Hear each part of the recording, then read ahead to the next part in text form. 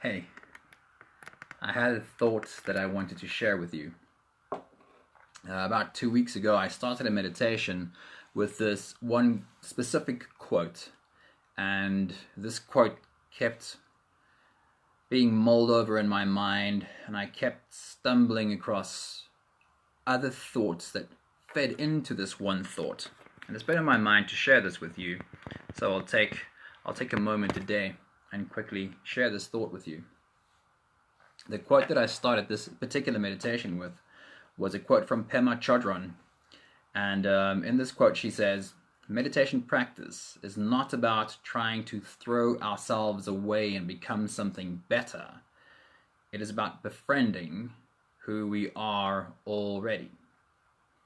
And just the way she said this really struck me. It's not as if I don't know this, but the way the quote is structured made it so much more clear to me. How's it, Ilza? Really good to see you. And I want to analyze this a little bit, and I'll add the little pieces that came to me as well for you in one complete thought by the end of this. But meditation practice is not about trying to throw ourselves away and become something better. It is about befriending who we are already. And because this is about meditation, it kind of makes us feel like, yes, we're already beautiful beings of light and love. Just befriend that, because that's already who and what you are.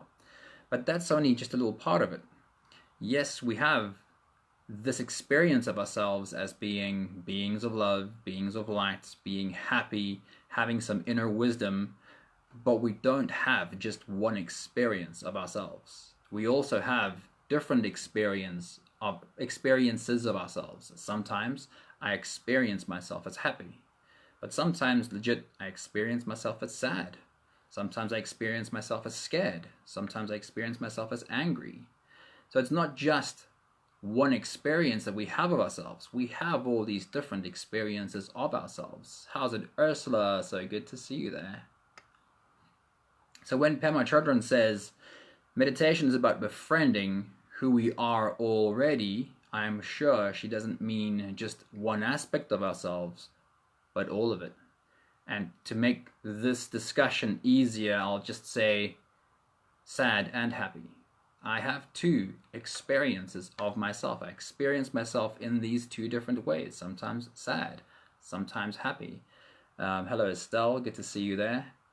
And according to Pema's quote here, I have to befriend the sad me and the happy me, all of me. And that is what meditation is about. So that kept being mulled over in my mind as the next thought, the next quote came to me. And this is a quote I use a lot. This is by Muji. I love all of Muji's work. If you've not ever listened to Muji, go onto YouTube, type in Muji, and just listen to the man. He is amazing. This quote I've used a lot, and these two connected for me very, very well. He said, actually, being what you are is the simplest. Being what you are is the simplest, but what is difficult is to stop being who you are not. Does it make sense? Does it sound like a contradiction? Being who you are is what's easy. To stop being who you're not is what's difficult, is what Muji says in this quote here. And it connected so well for me with the first quote of Pema Chodron, because imagine these two experiences you have of yourself, sometimes sad, sometimes happy. Since being a kid, when you're sad, you're being told, no, don't be sad, smile. Since being a child, when you're scared, you're being told, stop being scared.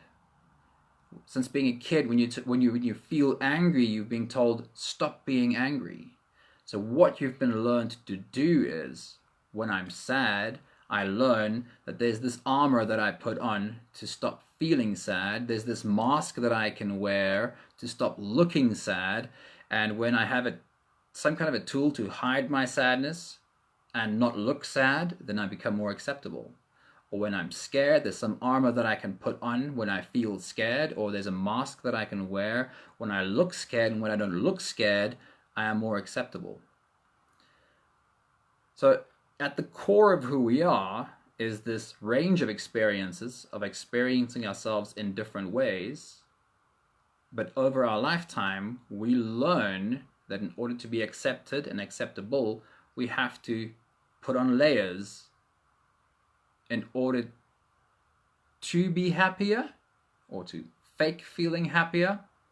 And that's why Muji says here, the easy part is being who you are.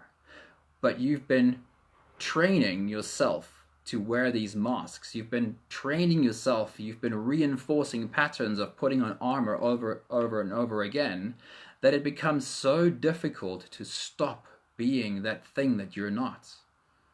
You became the person with the closed heart because you were scared to be hurt like you were hurt in the past, so you closed up your heart, and that is what you became. You became the person with a closed heart.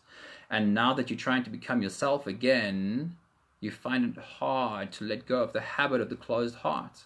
Or maybe you started a habit of having a really thick skin because you don't want to feel certain feelings. And now that you find you're not the person with a thick skin, you're actually really soft, you find it difficult to let go of the habit of the thick skin. So I'm going to read Muji's quote one more time. Actually, being what you are is the simplest. What is difficult is to stop being who you are not, because we've practiced these layers of armor. We've practiced wearing these masks, which led to the next Muji quote, where he says, "Step into the fire of self-discovery. This fire will not burn you. It will only burn what you are not. Step into the fire of self-discovery. This fire will not burn you. It'll only burn what you are not." And that's absolutely been my experience with meditation and so many other modalities of learning who you are. But meditation has this beautiful way of meditate again, meditate again, meditate again. Take yourself there again and again and again, and you'll find yourself in a space where you start seeing these layers of armor and the masks for just what they are. They were tools that at some point in time perhaps you needed in order to feel like you could cope. At some point in time, you needed these layers of armor, you needed to wear these masks to feel like you could survive in this world. Step into the fire of self-discovery though, because the more you step into this fire, the more clear these things that you really are not, the more clear it becomes to you that you're not this. You're not the person with the closed heart. You're not the person with the thick skin. And you don't need those tools anymore. This fire will not burn you. It will only burn what you are not. Beautiful words by Muji. Which brought me to the last quote. And this is the quote, I left it for the last, but this is the quote that really brought all of this together for me as one thought and as one concept. It's a quote by Fritz Perls. Fritz Perls was a German psychologist, psychoanalyst. His full name, Frederick Solomon Perls. And this is the shortest line. It's a tiny little sentence. And it sounds so contradictory. But if you get this whole thought, you'll get it immediately. Just listen to this. He said, "Nothing changes until it becomes what it is. Nothing changes until it becomes what it is." And I'll just twist the words slightly for you. You will not change until you become what you already are. Does it sound like a contradiction? You only change when you become what you already are. And that really struck a deep chord in me when I stumbled across that quote. Nothing changes until it becomes what it is. It's already in you. You're already amazing. But what we miss is, when we have these different experiences of ourselves, certain of those experiences of how we feel ourselves to be are the things we try to push away. And the more we push them away, the less whole we become. When you become who you already are, accepting of all the different experiences that you have as a human, giving them all their rightful place, that's when you change. It's like the movie Inside Out. Do you remember the little animation Inside Out? happiness, sadness. Sadness was pushed away all the time. By the end of the movie, when sadness was embraced and brought in, the moment you bring sadness inside, embrace sadness, put your arms around sadness, and accept sadness, what happens to sadness? It becomes happy because it finds a home. It's accepted. And it's the same for every one of the different experiences of ourselves that we have. Keep meditating. Every time you dive inside, a little bit more changes. You become a little bit more of who you really are. And that's what changes you. I'd like to invite you to next month, November. Something I've been teaching one-on-one clients a lot. It's called Jedi Mind. But I've only been teaching Jedi Mind to one-on-one clients. And in November, I'll be doing a 4-week group session teaching Jedi Mind. What that is approaching your nervous system in 2 steps. Helping you find or helping you build yourself a daily practice of learning how to de-escalate your nervous system.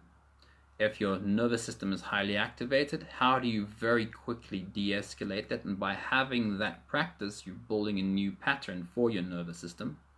And the second step is, how do you build resilience in your nervous system?